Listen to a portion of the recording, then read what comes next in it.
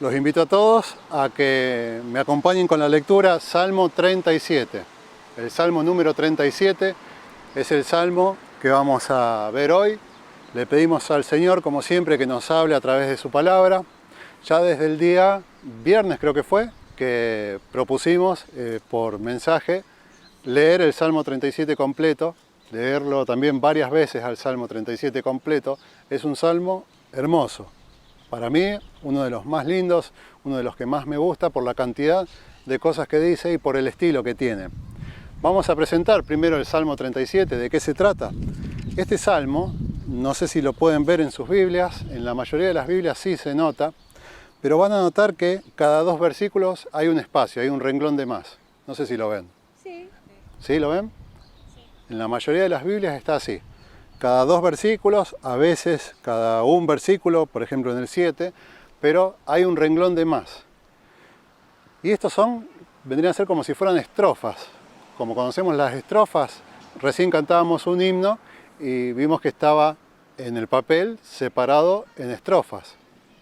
Unas líneas, un espacio, otras líneas. De la misma manera está escrito el Salmo 37. Y está hecho de una manera especial para los judíos. ¿Por qué? Porque está hecho en acróstico, se llama. El acróstico es una forma de ayudar a la memoria, porque ellos trataban de memorizar estas palabras. Palabra por palabra las querían memorizar. ¿Y cómo hacían? Utilizaron su abecedario, que el de ellos, el del hebreo antiguo, es un abecedario de 21 letras, y si cuentan los párrafos que hay, las estrofas del Salmo son justamente 21, porque cada párrafo comenzaba con la primera letra. Por ejemplo, el primer párrafo comienza con la primera letra del abecedario hebreo, el segundo párrafo comienza con la segunda letra del abecedario hebreo, y así todo el Salmo es un recorrido por las 21 letras de su alfabeto. No es el nuestro, sino el alfabeto hebreo. Entonces esta era una manera de que le quede más grabada en la memoria las palabras, por lo menos ya le daba el indicio de cómo arrancaba, con qué letra arrancaba. Para nosotros sería A, B, C, D. Para ellos comenzaba desde el comienzo del abecedario, Aleph, y bueno, acá el problema que tenemos nosotros es que no coincide ni el abecedario ni tampoco la traducción. Claro. Por eso no lo vamos a encontrar nosotros en español. Pero en hebreo, que es la lengua original que fue escrita este salmo, está así. Y este salmo fue escrito por David. David cuando ya era adulto, por algunas cosas que dice el salmo, pero el escritor fue el mismo David. Y este salmo, el 37, tiene otra diferencia con la mayoría de los salmos. La mayoría de los salmos son expresiones de alabanza a Dios, desde la persona hacia Dios. Por ejemplo, si damos vuelta a la hoja, vamos a ver alguno, a ver. Solamente dando vuelta a una hoja, Salmo 34 dice: bendeciré a Jehová en todo tiempo, su alabanza estará de continuo en mi boca. El Salmo 33, primer versículo, dice: alegraos, oh justos en Jehová, en los íntegros es hermosa la alabanza. Y así, la mayoría de los salmos son alabanzas desde las personas hacia Dios, o si no de estímulo para que entre todos adoremos al Señor. La mayoría de los salmos son así, alabanza directamente hacia Dios. El Salmo 37 no es así.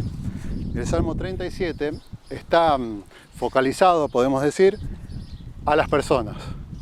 No habla de alabar a Dios de manera directa como los salmos anteriores que recién vimos y la mayoría, sino que está centralizado en la persona, tratando de llevar a la reflexión a una persona. Ese es el estilo. El estilo literario se llama sapiencial, sería la palabra técnica, serían palabras de sabiduría, para decirlo de otra manera. Es el mismo vocabulario que usó Salomón cuando escribió los Proverbios. Van a notar que este Salmo 37 es prácticamente similar a lo que escribió Salomón en el libro de Proverbios. Es un salmo proverbial, se puede decir. ¿Se va entendiendo? Entonces por eso tiene, ya vimos 2 cosas, las estrofas y el estilo literario, que llama al hombre a pensar, llama a la sabiduría. Decíamos que lo escribió David, el rey de Israel, el personaje más importante para el pueblo de Israel de este momento. Él fue el que lo escribió. Y mi Biblia dice el título: El camino de los malos. Yo creo que el título se queda demasiado corto porque es un salmo muy profundo. Recuerden que el título lo escribió el editor de la Biblia, o sea, la editorial de la Biblia, la Sociedad Bíblica Unida, le puso este título. El título no es inspirado, no es texto inspirado por el Espíritu Santo, sino que la persona lo pone como una guía, una orientación. En mi Biblia no sé si alguna tiene otro título, pero bueno, la mayoría, El camino de los malos, dice la mayoría. Bien, se queda bastante corto y ahora vamos a ver por qué. Igual es difícil poner un título a este salmo que es tan profundo, pero en sí habla de la relación entre los justos y las personas malas. El justo y los impíos conviviendo. ¿Qué es lo que nos pasa a nosotros? Nosotros estamos conviviendo en un mundo impío. Y ahora vamos a ver de qué se trata. Esa sería la presentación del salmo. Así que como punto número 1, si alguno quiere anotar, o para que quede grabado también en el video que después subimos al canal, yo les voy a mencionar 5 puntos. Punto número 1 podemos decir este. Estamos viviendo en un mundo hostil. Vivimos en un mundo hostil, estamos en un mundo hostil. Y yo les voy a pedir que me acompañen con los ojitos clavados en la Biblia. Vamos a ir saltando varios versículos. No vamos a leer el Salmo en continuo porque yo asumo que ya lo leyeron todos, ¿no? ¿Sí? ¿Está leído? Listo. Entonces, como ya todos leímos varias veces el Salmo, vamos a hacer un repaso, pero les pido que me acompañen con los ojitos en la Biblia porque vamos a ir saltando distintos versículos. Saltamos distintos versículos para llegar a una reflexión. Primer punto entonces, vivimos en un mundo hostil. Estamos viviendo en un mundo hostil. Primer punto puede ser así, mundo hostil. Si anotan eso ya se van a acordar. Vamos a repasar algunos versículos, saltando, así que me tienen que seguir. Vamos a ir saltando. Mundo hostil. Vamos al versículo 12. Versículo 12, la primera parte. Dice, maquina el impío contra el justo y cruje contra él sus dientes. Clarísimo. El impío no es indiferente al justo, sino que todo el tiempo está maquinando, está teniendo pensamientos malos, pensamientos en contra de los justos. Eso es lo que dice el versículo 12. Cruje los dientes, dice también el impío, así que lo hace con toda la furia, con toda la bronca. Pegamos un salto, vamos al versículo 21. El impío toma prestado y no paga, dice. ¿Les pasó? Una manera de descubrir a un impío es con esto. Y bueno, seguramente les pasó. Muy probable que les haya pasado. El impío toma prestado y no paga. Vamos al versículo 32. Hablando sobre este tema también. Dice, acecha el impío al justo y procura matarlo. Y esto se repite en nuestra sociedad y en todas las sociedades a lo largo de la historia, esta confrontación entre justos e impíos. Vieron que repite siempre la palabra impío. Todos los versículos que leímos, los 4 versículos, habla de impío. ¿Qué quiere decir impío? Fácil, sin piedad. Es lo contrario a la piedad. Ser impío es lo contrario a la piedad. Por eso existe este choque entre dos formas de ser. Con piedad, píos o impíos, sin piedad. Vivimos en un mundo sin piedad, eso es innegable. Si vemos el noticiero, si leemos los diarios, vemos todo el tiempo personas contra personas.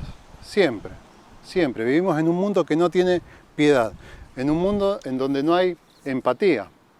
No existe prácticamente la empatía. Una persona tiene un accidente en la calle o se descompone y se cae y son muy pocos los que van a ir a ayudarlo. Posiblemente te ayuda a sentarte o a levantarte y nada más. Pero, por ejemplo, la historia del buen samaritano. Se levantó, lo cargó, lo llevó a un lugar, lo curó, pagó el lugar donde lo había llevado. Esas cosas hoy no pasan. No pasan porque vivimos en un mundo que no tiene piedad, sin empatía. Hay mucho lo que sería egoísmo, el amor propio. Hay amor, pero no hacia los demás, sino que hay amor para uno mismo, amor egocentrista, la persona como el centro del amor. Todo el tiempo lo vemos. El mundo en sí es una manifestación total de, y es más, los movimientos nuevos estas ideologías nuevas, llaman a amarse a uno mismo. Amarse a uno mismo y no a amar a los demás. Así que eso es un mundo totalmente sin amor. Los que hablan de tolerancia hoy en día, vieron que la palabra de moda hoy es la tolerancia. Los que hablan de tolerancia en realidad son los más intolerantes. Ellos no toleran a las personas que son diferentes a ellas mismas, no los toleran, pero exigen, reclaman tolerancia. Por ejemplo, una muestra de que algo falla en el mundo. Ustedes sabían que Argentina produce una cantidad de alimentos impresionantes. Estamos acá rodeados en un parque que era del ferrocarril, en donde lo que se movía acá era alimentos, principalmente cereal. Todos estos galpones que vemos alrededor, el patio de maniobras que está allá atrás, todo esto está hecho hace 100 años con la idea de mover alimentos, cereales, alimentos. Estados Unidos es un país muy similar a Argentina en este sentido, mucho más grande. ¿Ustedes sabían que si juntamos los alimentos que hoy producen Argentina y Estados Unidos, se podría alimentar a todo el mundo? ¿Lo sabían? Con la producción solamente de 2 países, Argentina y Estados Unidos sumadas, produciendo los alimentos que ya producen, no es agrandando la producción, sino con lo que ya se produce en Estados Unidos y en Argentina, se puede alimentar a todo el mundo y se puede alimentar bien. ¿Y vieron que falta alimento? Falta alimento en la Argentina y falta alimento en todo el mundo. ¿Qué pasa? ¿Qué pasa? ¿Dónde va la comida? ¿Qué pasa? No hay amor, no hay empatía. Algo falla en el mundo. Porque si ya con lo que hay se puede hacer, ¿por qué no se hace? Porque el mundo no funciona. El mundo está roto. Falta comida y es un problemón. Es un problemón enorme porque es una necesidad básica, es la más principal. Vamos al punto número 2. Ya vimos cómo es esto de los impíos y de que vivimos, que estamos en un mundo hostil. Vamos al punto número 2. Habla el Señor en este salmo, escrito por el salmista, pero habla el Señor y nos enseña. Nos dice, no te impacientes. Así comienza este salmo, no te impacientes. Si bien estamos en un mundo hostil, en un mundo difícil, en un mundo complicado, la primera frase de este salmo es, no te impacientes. Vamos a leer el versículo 23, dice así, versículo 23. Por Jehová son ordenados los pasos del hombre, y él aprueba su camino. ¿Por qué dice que no nos impacientemos? Lo dice Dios, porque Él mismo es el que ordena nuestros pasos, cuida nuestro camino. Él es el que tiene el control de nuestro camino, del camino de los que somos píos, de los que somos salvados, de los que somos justos. Son palabras que usa este salmo, las que estoy repitiendo. Así que el Señor ordena nuestros pasos. Y vamos a leer varios versículos, otra vez a los saltos, mencionando frases que son de parte de Dios para nosotros y de parte del salmista para llevarnos a la reflexión. No nos tenemos que impacientar, así que la primera frase está en el versículo 1. No te impacientes. Versículo 3. Confía en Jehová. Versículo 5. Encomienda a Jehová tu camino y confía en Él. Versículo 7 al final dice, espera en Él, en Jehová. No te alteres. Versículo 8.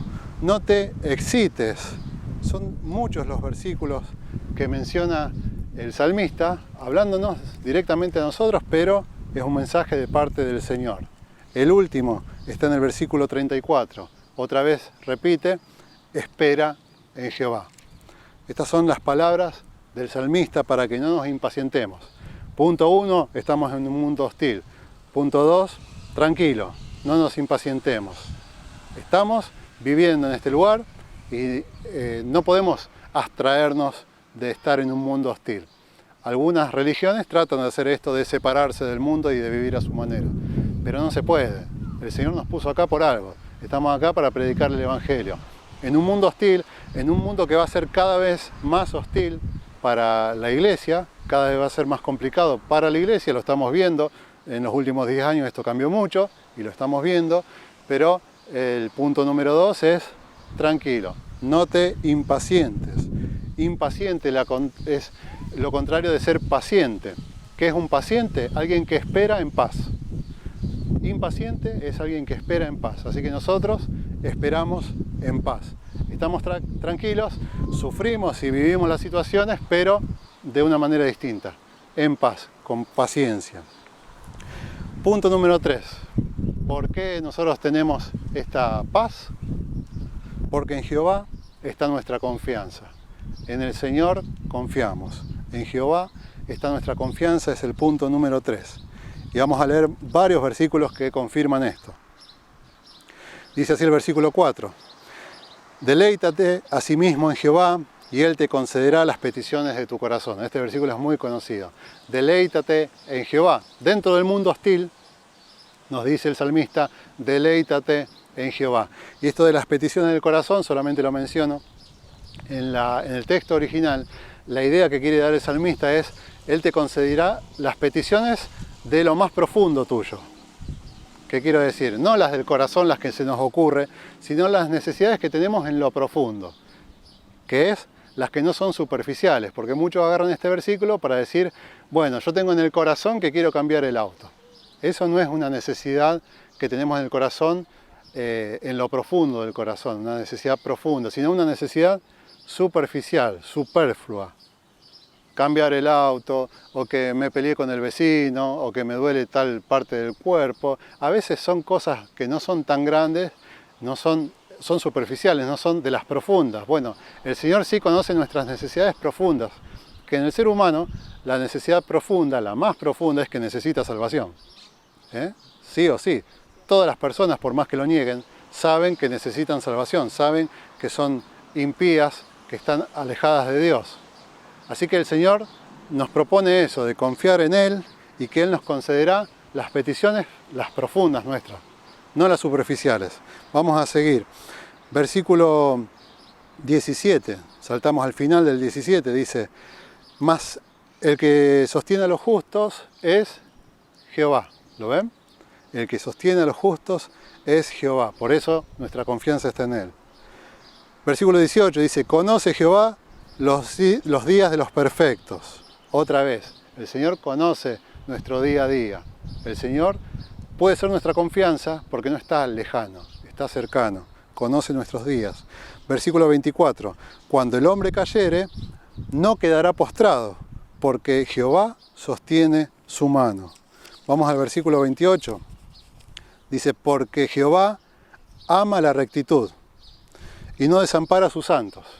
Otra vez, estamos confirmando que nuestra confianza, la confianza de los justos, por eso hablo de nosotros, está y es el mismo Señor, Jehová. Para siempre serán guardados, dice también el versículo 28. Para siempre seremos guardados por Jehová. Versículo 32. Acecha el impío al justo, dice. El Señor lo sabe. Acecha el impío al justo, pero el 33 dice, Jehová no lo dejará en sus manos, ni lo condenará cuando le juzgaren. Jehová nos cuida y también nos defiende. Versículo 34, la segunda parte. Y Él te exaltará para heredar la tierra. Él te exaltará para heredar la tierra. Todos estos versículos nos hablan acerca de esto, que es el punto número 3. En Jehová está nuestra confianza. Y habrán visto que varias veces este salmo menciona esto de heredar la tierra. ¿Lo notaron? Heredar la tierra. Bueno, ¿por qué habla de esto el salmista? Principalmente, este salmo está escrito para el pueblo de Israel, para el pueblo judío. Principalmente, no únicamente. Principalmente para ellos. Pero ¿qué pasa? El pueblo de Israel tenía el gran problema, y lo tiene hoy, de la tierra. El gran problema del pueblo de Israel, de la nación de Israel, es la tierra. Nacieron como esclavos en Egipto prácticamente. En los 400 años que estuvieron en Egipto se formó lo que es la nación en Egipto. Ellos recibieron la promesa de Dios de la tierra, la famosa tierra prometida. Llegaron a ese lugar que el Señor les había prometido, por su gracia se los concedió, pero durante toda su historia tuvieron problemas territoriales. Fueron esclavos de los babilonios, de los griegos, de los romanos, de los persas. Siempre fueron esclavos y muchas veces fueron sacados de su territorio. Muchas veces. Hasta los romanos, que si bien los romanos no los sacaron de su territorio, pero lo que hicieron es controlarlo y al final los destruyeron, los desbarataron en el año 70, como contaba Élida hace unas reuniones atrás. En el año 70 entró el ejército romano y desarmó lo que era la nación de Israel, el pueblo de Israel en su país, y se tuvieron que ir. Y desde el año 70, no desde 1970, desde el año 70 después de Cristo, año 70, por casi 2000 años, hasta el año 48, Israel, el pueblo de Israel, fue una nación dentro de otros países, sin territorio. Por eso el salmista habla tanto de la heredad, de la tierra, de esto de que tanto necesitan los judíos. Hoy en día, si bien tienen un territorio, vieron que en todas las semanas tenemos noticias de guerras en la zona de Israel. Hasta hace poquito había misiles que caían en las ciudades de Israel. Ellos tienen hasta un sistema de defensa enorme. Uno de los ejércitos más poderosos del mundo. ¿Por qué? Para defender el territorio.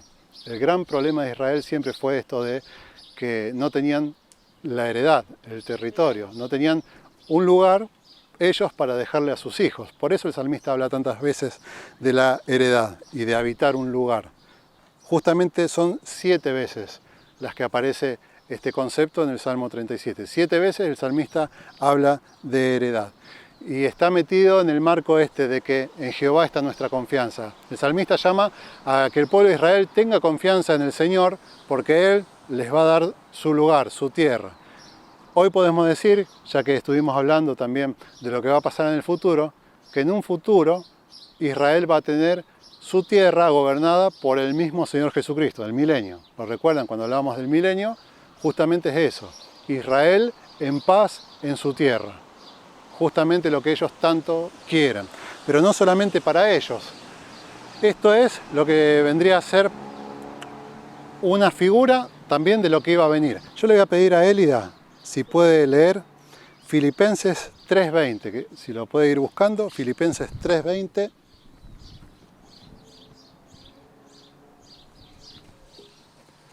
En Filipenses 3:20 ya hay algo que es para nosotros. Porque recién hablábamos de lo que es la heredad para el pueblo de Israel. La heredad del pueblo de Israel era la tierra. Pero nosotros tenemos otra herencia, otra heredad. Porque para nosotros, yo quiero hacer una aclaración. Vamos a aprovechar este momentito para hacer una aclaración. Muchos creen que la iglesia es el reemplazo de Israel. Eso es fácil, porque Israel tiene muchas promesas buenas. Entonces la iglesia dice, bueno, nosotros somos ahora el Israel espiritual, dicen algunos, y se tratan de agarrar de todas las promesas que Dios le dio a su pueblo. La iglesia, el reemplazo de Israel. No es así. La iglesia no es el reemplazo de Israel. La iglesia es otra parte de la historia. Estamos en el nuevo pacto, en el Nuevo Testamento. La iglesia está en el nuevo pacto, Israel está en el antiguo pacto, y el Señor siempre cumple sus promesas. Así que si le prometió algo a Israel, ¿a quién se lo va a dar? A Israel. Pero, no a la iglesia. Pero no es que a Israel le dijo que era hasta que venga Silo. O sea, que David y toda la progenie de David y los que estaban con David iban a tener todas esas promesas hasta que viniese Cristo. Claro, porque... Bueno, porque en realidad cuando llegaba el Señor, Israel tenía que aceptarlo como al Mesías. Que fue lo que no pasó. Si lo hubieran aceptado, ahí ya se terminaba, se cumplía todo. Claro. Si él hubiera sido reconocido y aceptado como quien era el Mesías, ahí ya estaba completado todo lo que fue el Antiguo Testamento. Pero ¿cuándo empieza el Nuevo Testamento? Con la muerte, como todo testamento. Se pone en vigencia cuando muere el testador. Entonces, a partir de la cruz, cuando el pueblo de Israel y todo lo que pasó, que tenía que pasar, pero porque lo vemos en la profecía. Nosotros tenemos el diario del lunes, ellos también lo tenían, pero cuando muere Jesús, ahí comienza un pacto nuevo. Pero no, o sea, es un pacto nuevo, pero Dios nunca va a dejar de cumplir lo que le prometió a Israel. Así que muchas promesas que el Señor les dio a Israel las vamos a ver en el milenio. En el milenio va a ser el cumplimiento de todas las promesas que el Señor le hizo a Israel para los que creen. Para los que lo siguen, no para todos, para los que creen. Claro. Pero en nuestra parte de la historia, que es de la cruz para acá, nosotros tenemos otras promesas, que por ejemplo, vos tenés una ahí en el texto que te pasé. 3:20. 3:20 de Filipenses, dice así. mas nuestra ciudadanía está en los cielos, de donde también esperamos al Salvador y al Señor Jesucristo. Ahí está clarísimo. Nuestra ciudadanía no es el territorio de Israel en Medio Oriente. Nuestra ciudadanía está en los cielos, de donde también esperamos a nuestro Señor y Salvador Jesucristo. Nuestra ciudadanía, nuestra herencia, esto que habla de herencia, de heredar la tierra en el Salmo, para nosotros aplica en esto, en que nosotros vamos a heredar la tierra. Nosotros vamos a un cielo nuevo y a una tierra nueva. Cielo nuevo y tierra nueva. Esa es nuestra herencia. Así que cada vez que veamos, son 7 oportunidades en el Salmo en donde habla de heredad o de habitar la tierra, para nosotros no es el territorio de Israel, sino que nuestra herencia, nuestra patria, nuestro territorio está en los cielos. Nuestra patria está en los cielos y esa es nuestra herencia. ¿Nuestra herencia de qué? De que somos hijos de Dios. Por eso somos herederos. Porque gracias a la obra de Jesucristo somos herederos de lo que el Señor tiene preparado para nosotros. Y en nuestro caso, la Biblia lo menciona como la nueva Jerusalén, el cielo nuevo y la tierra nueva. Todo eso que menciona la Biblia, que está preparado para nuestro futuro, ya está. Nosotros ya somos herederos de eso. Seguimos. Vamos al punto 4 y nos quedan 2 y ya vamos terminando. Punto número 4. Hay un castigo para los malos. Ese es el punto número 4. Punto 4. Hay un castigo para los malos. Y está en el mismo Salmo. ¿Por qué hace esta aclaración el salmista? ¿Por qué el Señor quiso que el salmista escriba estas palabras? Porque yo creo que el amor se trata de eso. Está totalmente relacionado con la justicia. Nos tocaba hablar hace un par de semanas con una señora, con Cari, que ella planteaba el tema de que Dios es amor. Le estábamos presentando el Evangelio a esta señora y ella decía, bueno, Dios es amor. Entonces le teníamos que explicar, Dios es amor, pero porque es amor, tiene que ser justo. Entonces tiene que haber una separación entre lo que está mal y lo que está bien. De eso se trata el amor. El amor es por sobre todo, pero el amor incluye también la justicia.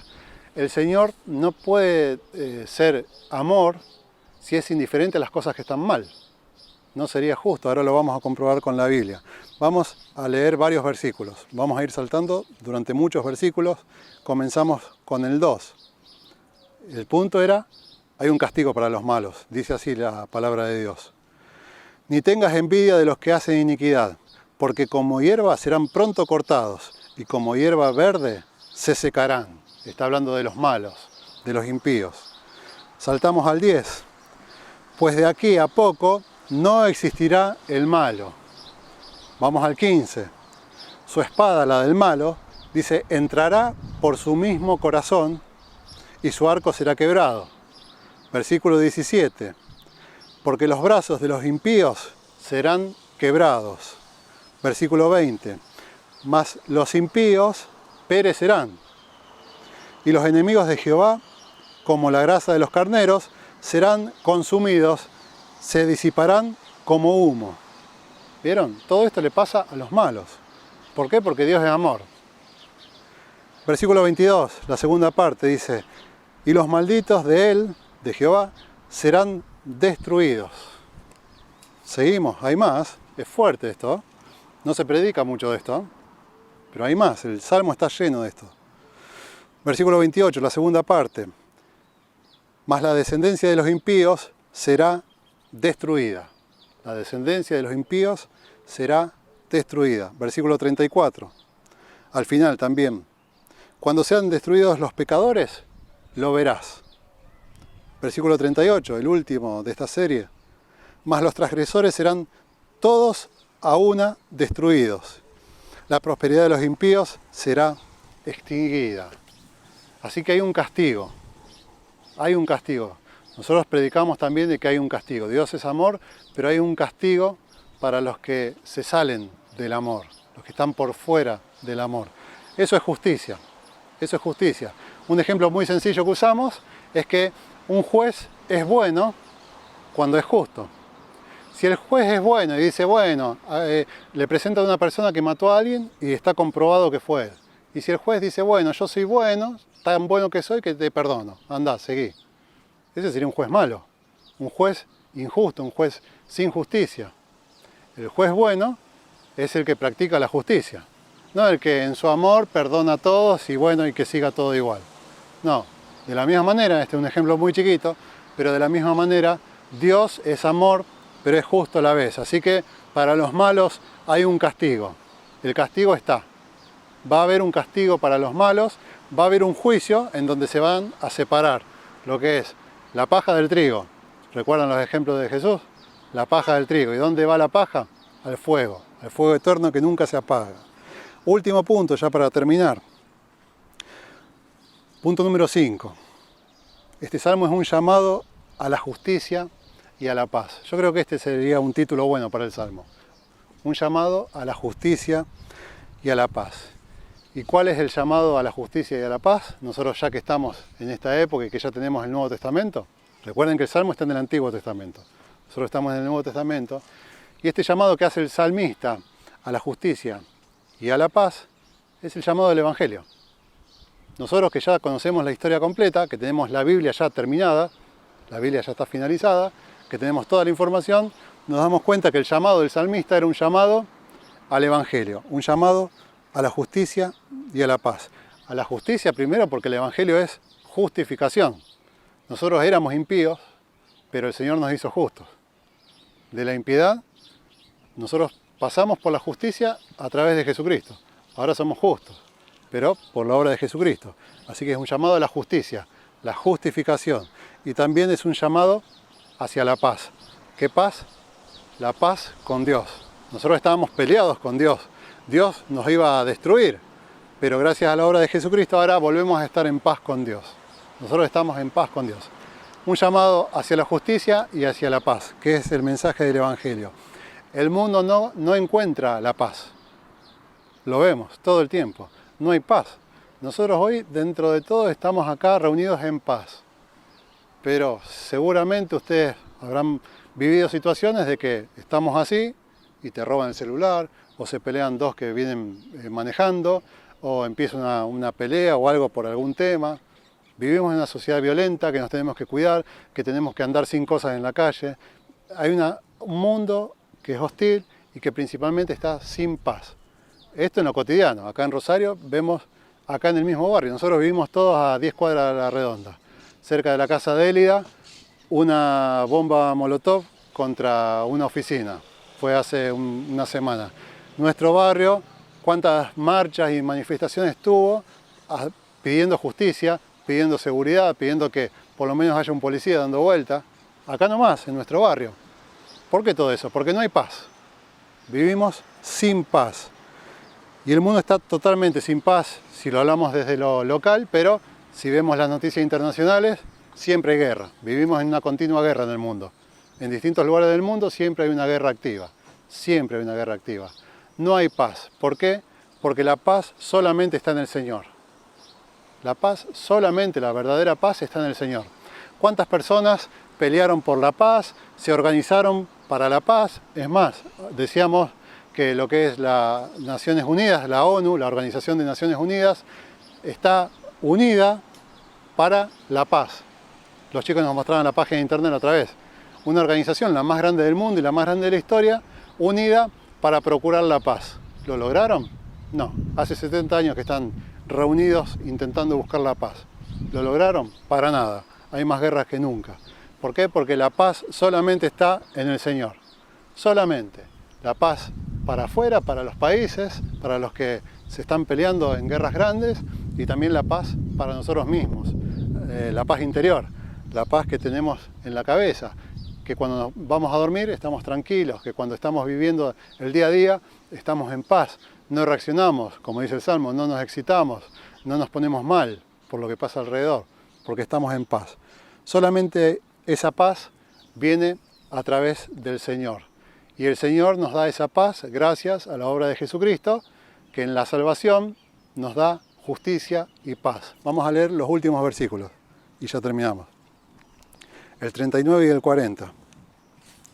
Dice así: pero la salvación de los justos es de Jehová. La salvación de los justos es de Jehová.